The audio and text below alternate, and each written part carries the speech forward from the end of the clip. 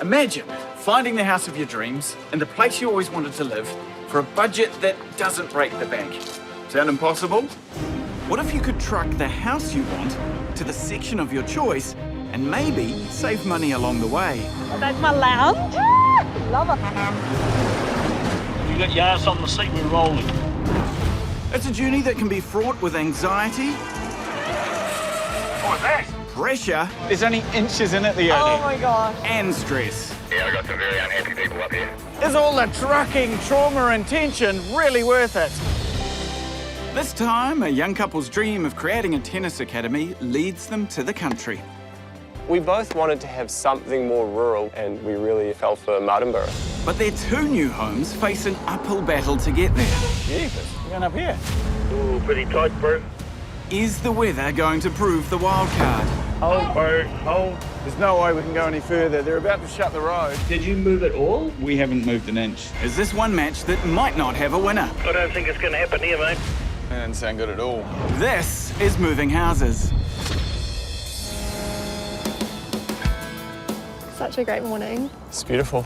Jacob and Theresa are a big city Wellington couple with a dream of leaving it all behind for a new life in the country. The dream is about moving out and having a bit more space for us and the dogs and just slowing down, really. We both wanted to have something more rural. We didn't want to buy a farm or something like that, and we really fell for Martinborough. Theresa works for the Ministry of Education in Wellington, so they've been looking for country, but within commuting distance. Definitely when we were driving through Martinborough with the vineyards and the olive trees, it's just so beautiful. Right, let's go kick down the tee. Jacob's a top tennis coach, Nice. Good. And again. and Martinborough will give them space to build a tennis academy with courts made from crushed red clay bricks imported from Italy, just like the French Open's played on. Building a clay court's been something I've thought about for a long time. The vast majority of the top 100 players all grew up on clay, so it seems pretty conclusive that it's going to be the best thing for the kids. Until now, Kiwi tennis players have had to go overseas to play on clay.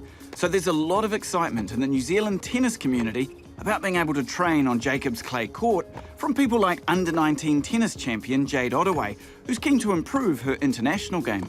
A lot of the best competition in the world is in Europe, and those competitions are on clay, so having clay courts in New Zealand to prepare and train on before going over there is definitely a huge advantage for tennis players in the country. Once I'd had this idea of building some clay courts in New Zealand, I was looking for something with the lowest rainfall. And funnily enough, Martinborough kind of was perfect in that way.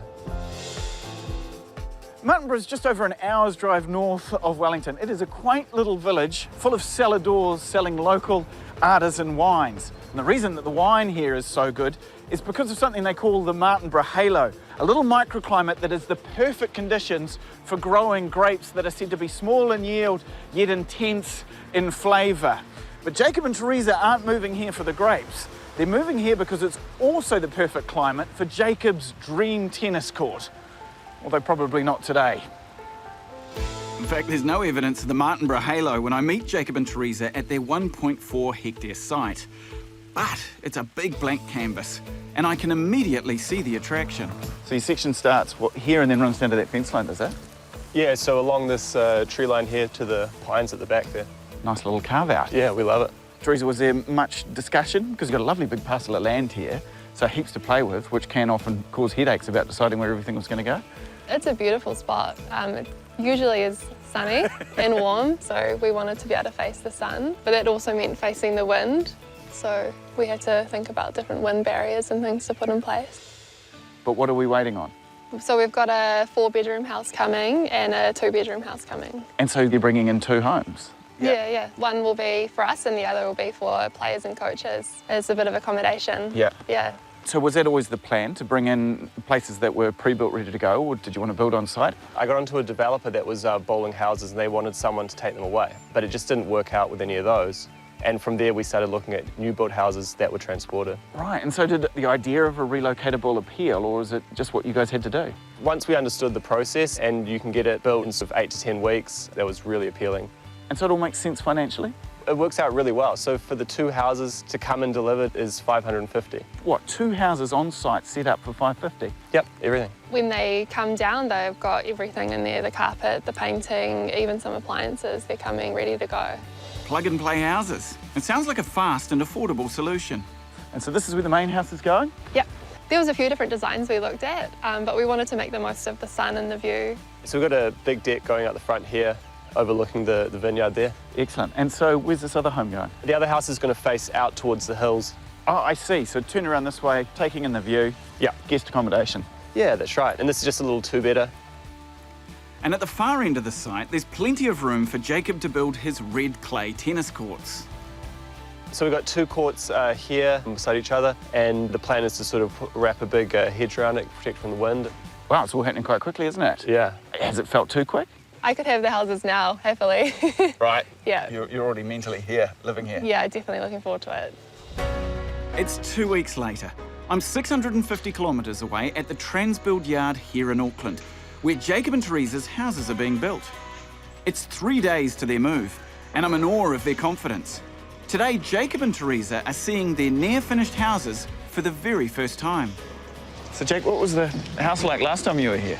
Last time I saw it, it was looked something like here, just framing timber. Yeah. And Theresa, you haven't seen this at all? No, haven't seen it at all. It's brave, isn't it? Just agreeing to buy a house without, Yeah. seeing and walking through it. And Yeah, it feels like that. It's just all in my head so far. here it is. This is your house. Here it is. Awesome.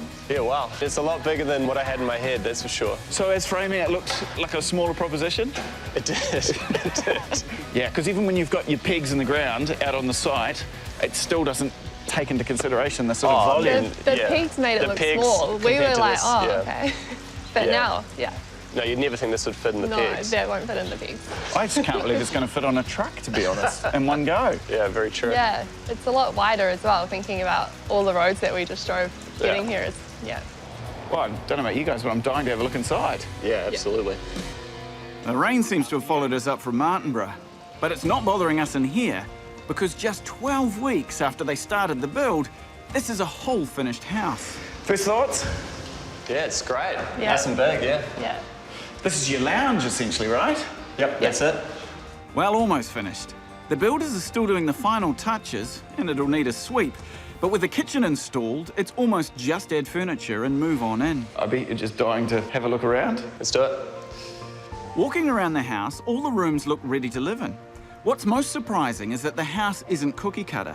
Jacob and Theresa have worked with the Transbuild team to customise it to their particular needs. We moved this wall a little bit to make this room a little bigger, and we added this sliding door as well. Right. So they sort of indulged some of my requests. Yeah. Yeah. Well, you're the client, of course, you know. Yeah. You're never wrong. Yeah. And it's not just about Jacob and Theresa. A big part of their drive to move to the country is on behalf of their much-loved canine companions. Currently, they sleep on the couch. Well, when you move to a farm dogs, outside dogs. Oh, these aren't fun. No. They're still city dogs. Yeah, they'll just have a bit more space now. Right. Yeah. So you've got some lovely windows that go right down to the ground here and a sliding door. What's the view going to be? Yeah, so we've got our neighbour's vineyard out here, and then we've got a couple of nice hills over here. So all going well, we should be looking at hill views out there in just, a few days' time? Yeah? Yeah, that's true, actually, yeah. Jacob and Theresa also need to sign off on their smaller 2-bedroom house. This is the guest accommodation for visiting coaches and tennis up-and-comers as they train on Jacob's world-class clay court. I mean, to ask an obvious question, what do you think? Pretty happy. Pretty happy? Yeah, it's fantastic, yeah. It's come out really nice. The owners have given both houses a clear stamp of approval. Now the tradies at Transbuild have a race to get the final touches finished before the critical council sign-off. It's lunchtime Friday. We're leaving Sunday night, so it is all go. I think that glue's going to be dry by the time the house gets picked up. Oh, we'll be mate, no problem. And this is your usual workflow? It is a little bit like that. We've got a council inspection probably about an hour and a half. So depending on what the council finds, it could ruin your weekend. We've got checklists in place and everything like that. So, yeah. It's not just cosmetic. The idea really is the house is plug and play, so on-site sparkies hook up to the mains power to test the house for electrical certification. Down all over the countryside to make sure they work correctly. You're neutral and positive around the right way? Yeah. And most importantly, the lights work? Yeah, basically what we do here is we set it up. All the other electrician has to do is connect it up and it's plug and away you go. Doing everything with all the tradies on site is fast and efficient. Jacob and Theresa's houses are brand new, and they still need to look brand spanking new after their nearly 700-kilometre journey. At 1 p.m, Damien from Andrew's House Movers and his team turn up to load the houses for the big move south. Well, last time I saw Damien, he was moving a dilapidated old villa. This move is the opposite. These houses are pristine. Your measurements work out all right?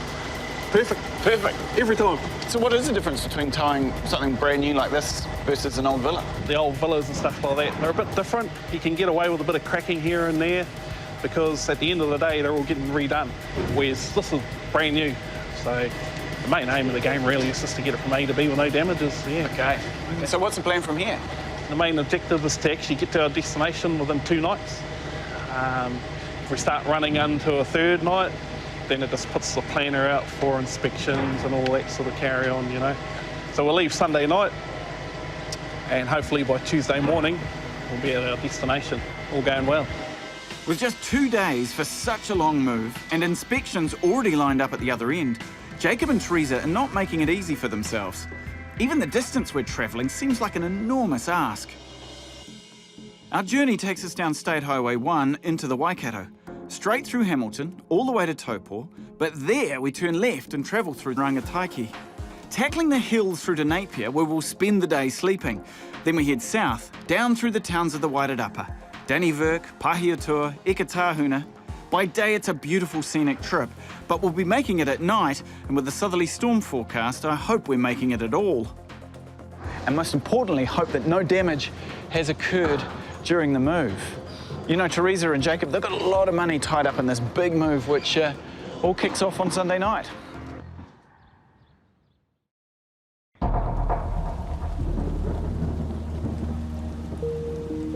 It's Sunday night in South Auckland.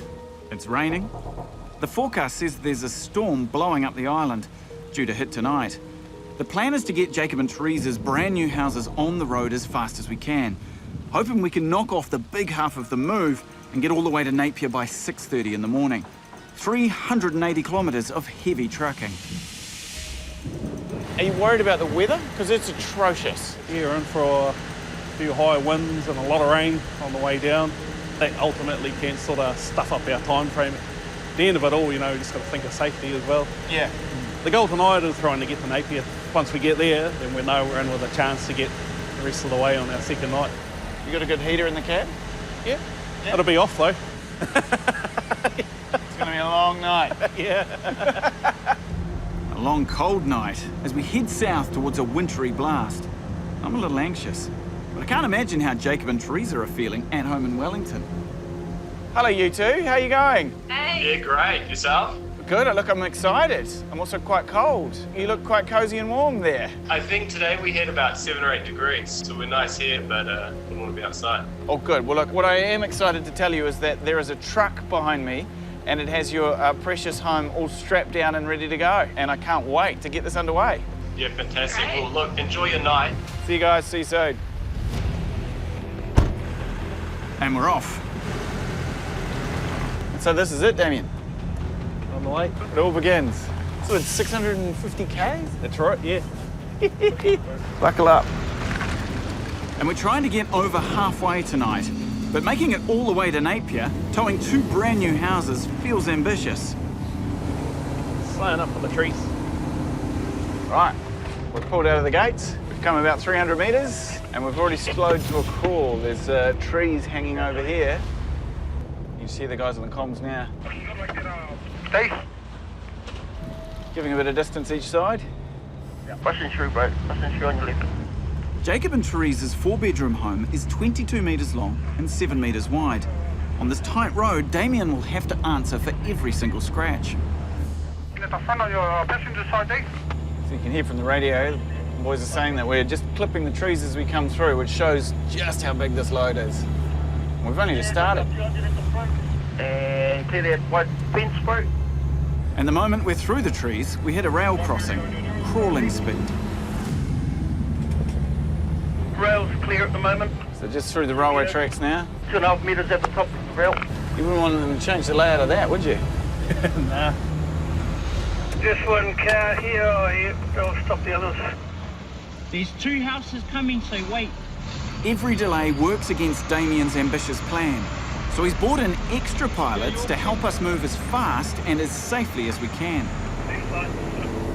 So we're running 3 pilots on this?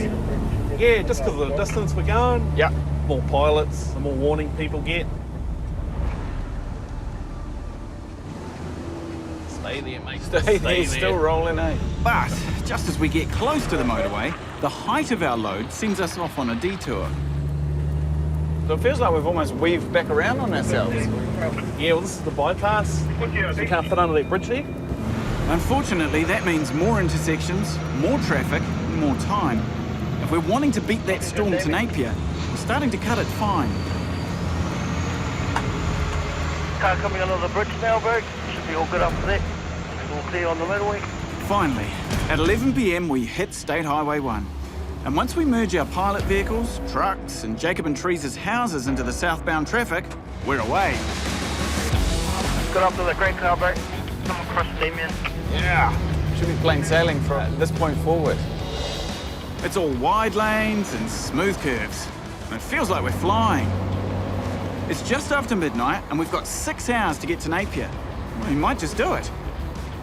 As you can see, we're travelling a bit quicker now. Yeah. This will be the easiest part of the whole trip, won't it? Yeah, pretty much. Yeah. This slip from here to Hamilton is actually quite boring. Boring. Yeah.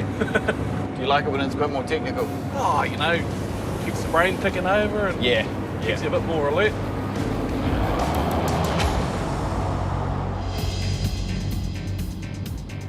State Highway 1 takes us straight through the middle of Hamilton. 1 a.m. on a Sunday night, most of the city asleep. There's only one local shocked to see a couple of houses heading their way. Car turning, sitting on the medium strip. Going right over. There we go. You good? Cheers, mate. You're all clear ahead at the moment, Damien. Roger, coming through. Back on the open road. The late night is starting to get to me. It's 2 a.m. Snack time. I got some snacks sorted. You want a buzz bar? Nah, no thanks, mate. You sure? Yeah, all cool. What about a chocolate finger? No thanks, mate. You sure? Yeah, I'm all good. Would you like one of my snakes? Actually, yeah. I knew I'd get you out something. You bring the whole dairy with you. Oh, mate. Cheers, mate. As we turn onto State Highway 29, the sugar rush is winding down. A low rail bridge in Tito means a 1-hour detour off the main drag. With the storm fast approaching Taupo, it's time we can't afford. Check on your right brake. There should be enough space to get past. Copy. Yeah, bro, 1500 at the top, 10 metres at the bottom, clear. Slow down. Good boy. Right, Damien, so this is the turn off? Yep. It's our detour here. Yeah. The road narrows up a wee bit going through here. Yeah.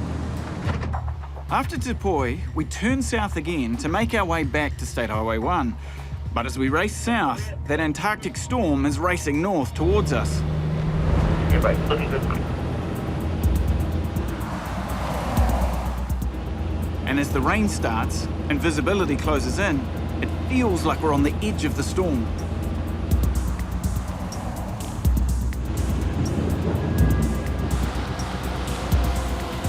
At Tokoroa, it's a squeeze down the main street. The weather is worsening, and we've still got 200 k's to go. Damien makes the call to stop, refuel, and reassess. Fuel up here, get back on the road.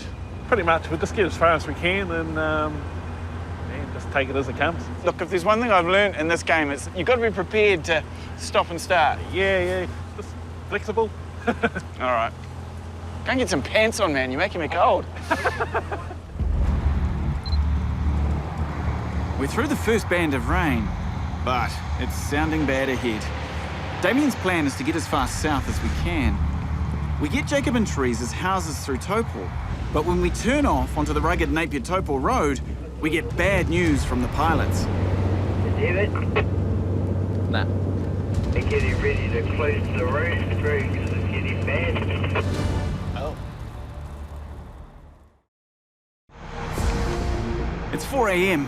We're on State Highway 5, the notorious Napier-Topol Road, racing to try and get Jacob and Theresa's house through to Napier before sunup.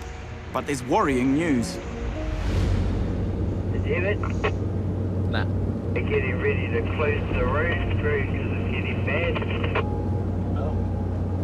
So you're saying what, they're going to close the road? Yeah. That could change things? Big time. The pilot radios through that the southerly storm has hit the hills and the already dangerous and windy road is going to close. As we gain altitude, the temperature plummets. It might be a bit of snow there, mate. Oh, hey! It's definitely snowing. You're right. Wow. Oh, look at that. See it on the windscreen now, eh? Yeah. Can you move up a little bit? What's that, mate? Snowplow, bro, coming your way. Is that a snowplow? That warm Napier bed is starting to look a whole lot further away. That's us, mate. Damien makes the call. Get the houses off the road before they disappear under the snow. Just 100 k's short of our finish line, our luck has run out. Ooh, ground's white. Not a picture I was expecting to see. 5 o'clock in the morning. Couldn't drive for much longer anyway. And this is where we'll stop for the night. There's no way we can go any further. They're about to shut the road. And hopefully, this is just a passing snow flurry, because if the snow keeps coming down like this, well, these homes are going to be stuck here for quite some time. It's freezing cold. And there's no room at the inn here in Rangataiki, so we backtrack to Topol to find breakfast and a bed.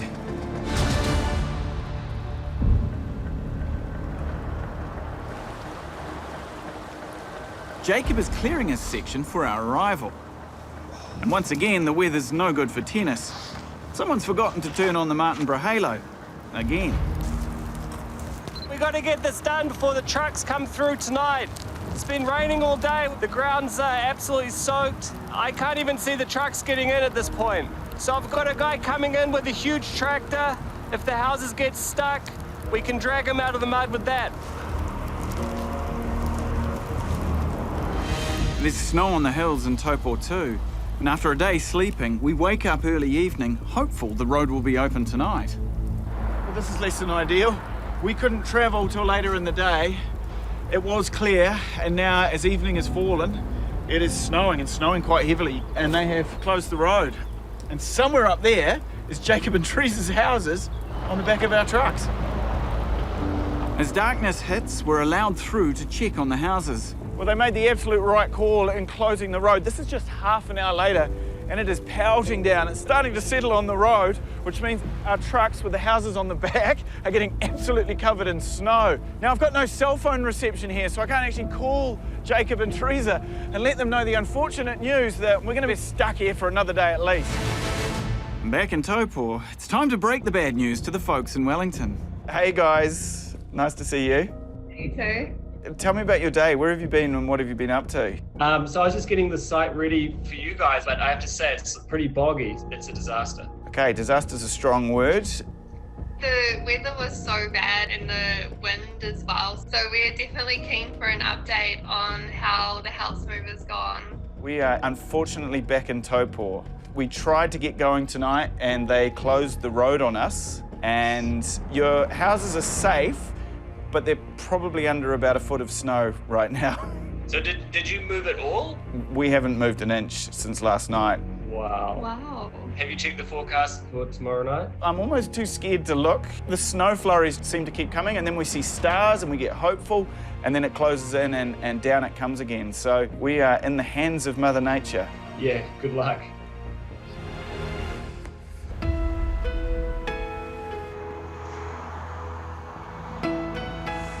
Well, what a difference 24 hours makes. The snow's gone. It's still freezing cold, but most importantly, the road is open. So as soon as it hits 7 o'clock, we are off. All the way, ambitiously, the target, to Martinborough. Tonight's trip takes us 100 k's across the mountainous terrain to Napier. Then we head south and wind down through the towns of the Wairarapa. Danny Verk, Paihiatua and Huna all the way to Martinborough. We've lost 2 days to the snow, so the pressure on Damien is bigger than ever, and he's just where he needs to be, fueling up for another big night. We all set? Ready to go, mate, ready to go. It's a good forecast. Yeah, no, we've been talking to a couple of the truckies that have come across. Yep. And they said, yeah, conditions are pretty good, so we'll roll with that. We've got a pretty anxious couple of clients at the other end. Really worried about the state of their house, but smooth sailing from here. House is in good nick. Had a look around it, there's no damages. She's all safe, so yeah. Right, well, you finish your dinner and we'll be out the door shortly. Yeah, man. Ready to rumble. All good, Damien, bring it on. So this is what we like. Nice and clear. Yeah, man. No traffic. You can see some stars. Stars at night, it's got to be all right. No snow on the road, it's all go. We're taking these houses all the way to Martinborough, only slowing for steep hills. Now entering the Hawke's Bay district. Just like that, we're officially down onto the flat.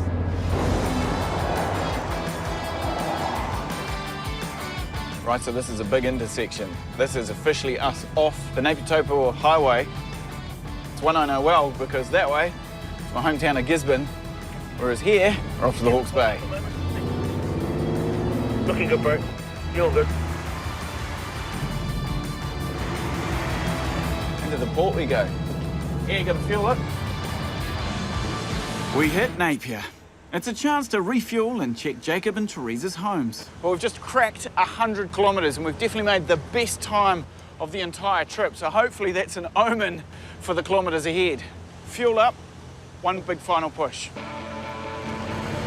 Clear, bro. Clear there. All good, bro. You're on the road. From here, it's 280 kilometres south to Martinborough.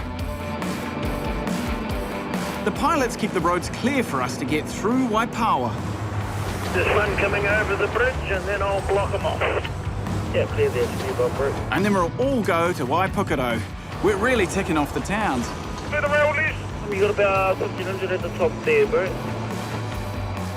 A low bridge in Norsewood puts us on a tight bypass. But it's no real challenge to Damien. All clear, bro. It's so easy, I sleep my way through Danny Verk. Looking good, bro. Waking up in Paihiatua for a bit of a wiggle through the trees. Lead under the tree. Very light brush. Looking good, bro. Jeepers, we're going up here. Yep. But then Huna takes us right off-road. Wow, this GoPro track is an absolute GoPro. Just light brush on that wire up the top. This is tight. We've had to turn off the main road because there's a bridge that we just simply can't fit under, but there's trees overgrowing this way that we're brushing on. We've just brushed some wires and we're down to absolute walking pace. Got guys out in front of us here showing exactly how much room we've got, and as it turns out, not a lot. Keep it going. Keep it going, bro. Keep it going. Looking good, bro. Roger, you're on the way. It's 4 a.m. We've got about 80 kilometres to go. But before we're on the home straight, we've got one last bridge to cross. Bit of a squeeze through the next one. The Anzac Bridge? Yeah. How we're looking. Oh, pretty tight, bro. We've come to a complete stop on the road here and now trying to work out whether we can hold the house flat and go through. Sounds like there's just 100 mils on each side, or we take the whole lot up and over. Might have to go up, cuz. Which is what it looks like we're going to do. Looking good over there, bridge, bro. On your left.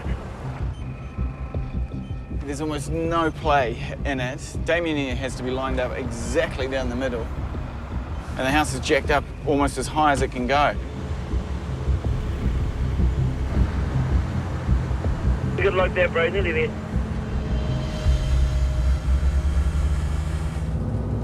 Just like that, eh? All done. Yeah, man. Good to go. Roger, let's lean forward and do it. Yes! Right, nearly there, man. This is exciting. A smooth ride to Martinborough. Oh, I can see the finish line in sight. Issues here. What did he say? Sounds like we've got issues. Oh dear. We can see the finish line, but can we cross it? Slow down. Okay, have a look-see. Fun with me, Damien. We'll have a bit of a look. I don't think it's going to happen here, mate. Oh, that didn't sound good. That didn't sound good at all. We're on the road by Jacob and Theresa's driveway with their precious houses, but there's a fence post and trees blocking our way. The 4-bedroom house is just too wide. It's just one of those things where we have travelled 650 kilometres over several days. We've done 380 tonight. And to now stall here at 4:08 a.m. is... it's kind of deflating. Talk me through it, fella. What's happened? We've got to go down to the side street and then drive back up and approach the driveway from this way here. Ah, right, just because you can't get that turning circle to get in. So there'll be a bit of jiggling around. And while we're doing that, the small load's just going to sneak in first. Okay. It's just the issue of getting through the paddock and down the rest of the driveway will be the problem. And it's looking pretty soft down there. Yeah. The start of it's really soft. But we basically just want to clear everything off the road, wait for a bit of daylight. While the big house heads down the road to turn around, we have a go with the guest house. Yeah, keep it close to the fence here. So we managed to turn the main house around and we're sending the smaller one forward as a bit of a test case. There's a couple of areas of concern here. One is just getting through the gate. We've got overhead power lines. But the other problem is that once we go down the driveway, one wheel is going to be in the mud on the side and they're really worried because it is really soft all the way down. Just give them a hand to get a bit further down. It's one. That wasn't too bad. That's a 2-bedroom house through, but I'm glad Jacob and Theresa are tucked up in bed and don't have to see us try to wedge their much larger home through the same gap. Okay, bro. Forward you come. Stay straight, wheel. Hold it there, hold it there. I might have to lift over because it's still tight up there. Okay, forward you go slowly. Keep it going. Nice and easy. Nice and slow, brushing on both sides. Hold, bro, hold. How's that tree? So this is a bit of a stalemate. The back of the house is blocking the entire road and it's now after 5 in the morning, which means that morning commute will start, and if we're not off the road soon, this could be a real problem. Go hard right. Looking good. Stay hard right. Yeah, we're all clear now. Let's go forward slowly, bro. It's taken us an hour to get in the driveway, but they're going to do it. Just going to park it up behind Dave, bro, and wait for a bit of daylight. Boy time. Moi time indeed. We're all ready for a sleep. I can't believe you made it. Yeah, man, it's a bit tight, eh? Boy's done his job pretty good. Yeah, that's very impressive. It was only a quick kick. The moment we hit daylight, the tractor's out hauling the trucks across Jacob and Theresa's waterlogged section. Yeah.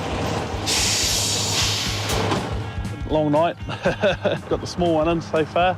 For us, it sort of tested out the ground to see how soft it is. Yeah, fun and games.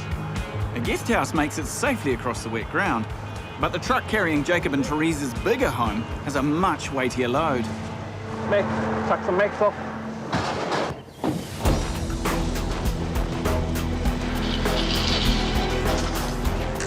Yep, push the truck forward. So the issue here on this corner is the ground got a bit soft due to a hole that's been dug in the ground. So we had to throw the mats down just to firm the ground up for the trailer to drive over the top of it so we didn't sink out of sight.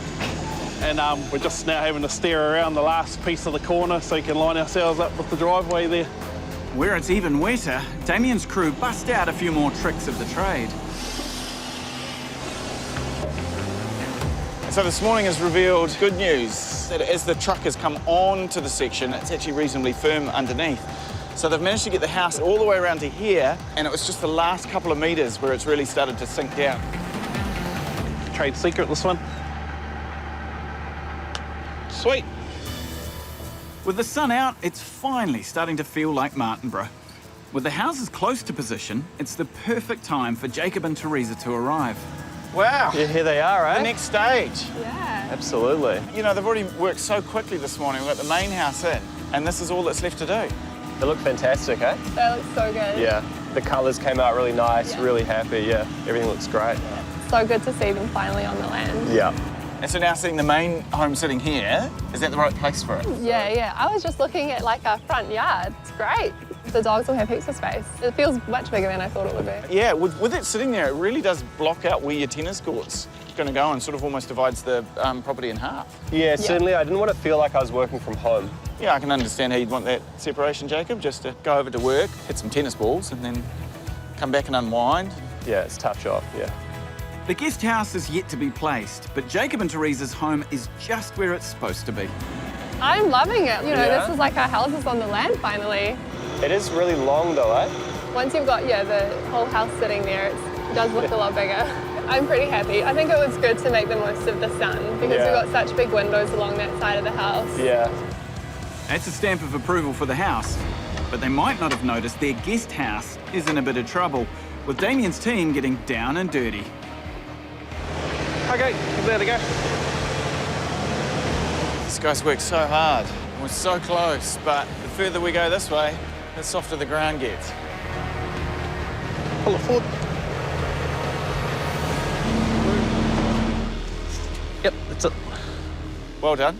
So everything's lined up. What happens from here? We're going to start putting the jacks around and then pulling the trailers out so we can start digging holes for the foundations and start pouring tomorrow.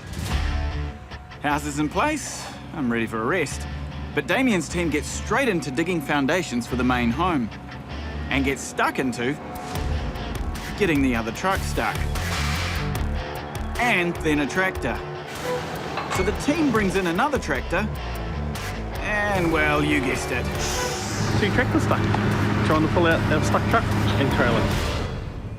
It's been a long day, and Damien wisely makes the call to pull the plug. I could have slept for 4 nights, but one will have to do. And I'm on my way to Jacob and Theresa's again. And so here we go, back onto site. I've actually got no idea what to expect this morning, but given the problems yesterday with tractors being stuck and the truck going absolutely nowhere, I'm hoping that the guys have had a good night's sleep and that they are going to try and solve that problem this morning. And so here we are, 7:30, and they've had to bring in a digger.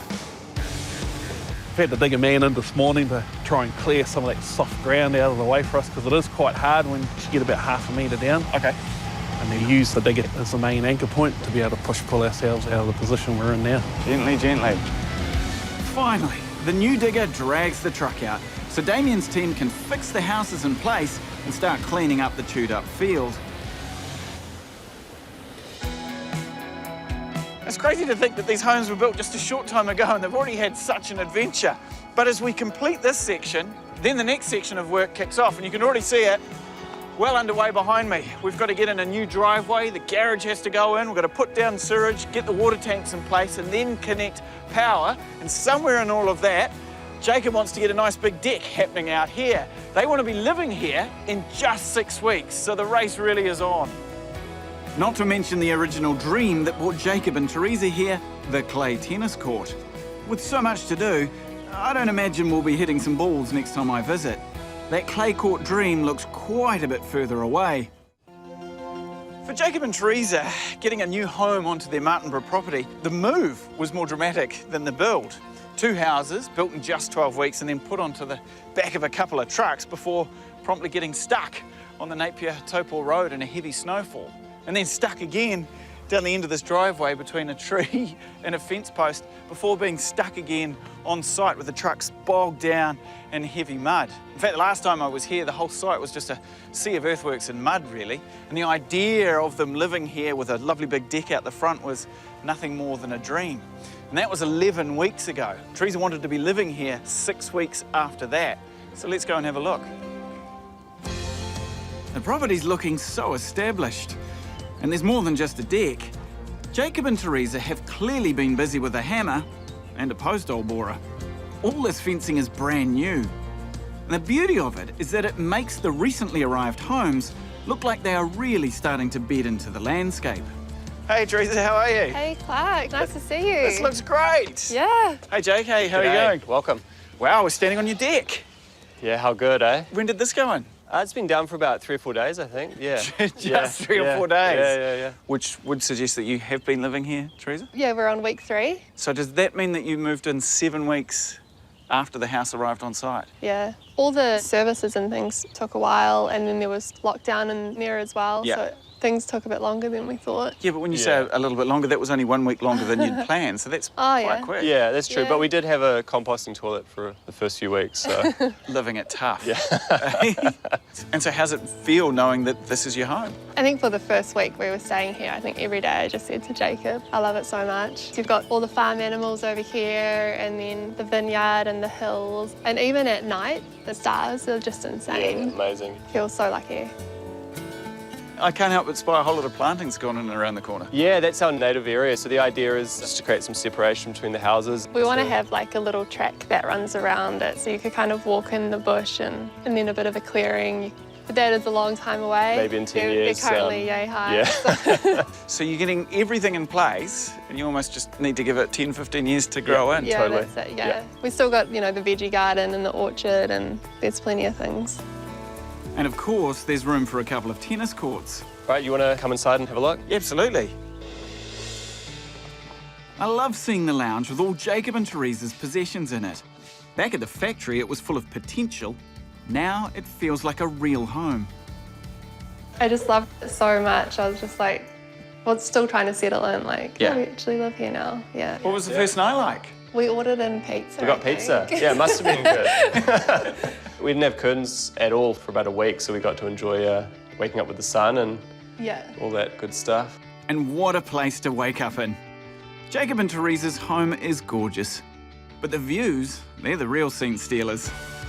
I can't wait to see what they're like from the bedrooms.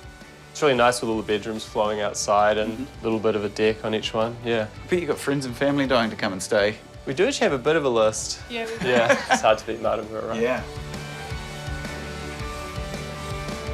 But something tells me Jacob and Theresa have saved the best for their room. Ah, the views. For most people, waking up to a vineyard is something that happens on holiday. But to be able to do it every day must be such a treat. Definitely something we've been enjoying. Nice. It's so beautiful. That vineyard's not part of your property, and yet it feels like I it's... know, right? Yeah. Yeah. We get to all enjoy the it. benefit. Yeah. And so how have you found this layout with your walk-in wardrobe? Oh, great. It's great, Yeah, yeah. yeah. Theresa, most importantly, have the dogs enjoyed the transition? Oh, the dogs love it here so much, yeah.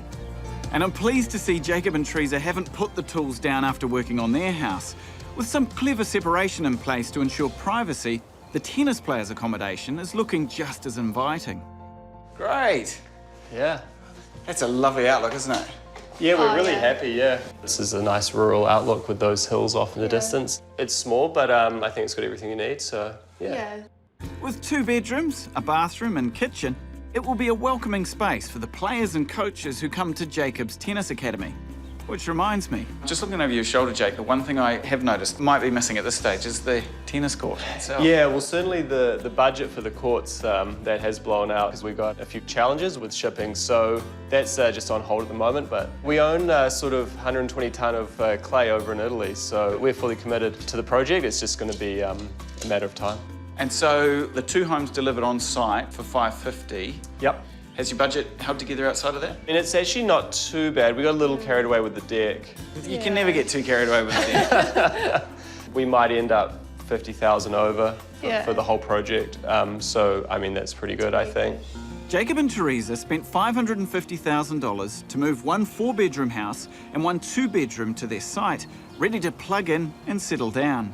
The dream of the red clay tennis court is still in play, but they're well on the way. And it's just so beautiful to be able to sit on this deck with that view, knowing that we've got, 2-3 hours more of sun in the day. Yeah, you guys have cracked it. Yeah, this is really what we had in mind. We were able to design this for us, how our lifestyle and the tennis as well. Like, that's quite a luxury. Not only design it, Theresa, but 6 months later, have it. Yeah, Very true. This is really the start of where you guys are going to the next stages in your life. And so as soon as you get that new court in, away you go. We'll be off. Cheers. Cheers. Actually, just before I go, I got you a little gift. Oh, In lieu of their Oh my gosh. not being a tennis court, many a world champ has started on a swing ball set. I've heard that as well. I thought maybe this could tie you over in the meantime. Yeah, perfect. 6 months ago, Jacob and Theresa started the game at Lovell. Now, it's game, set and match.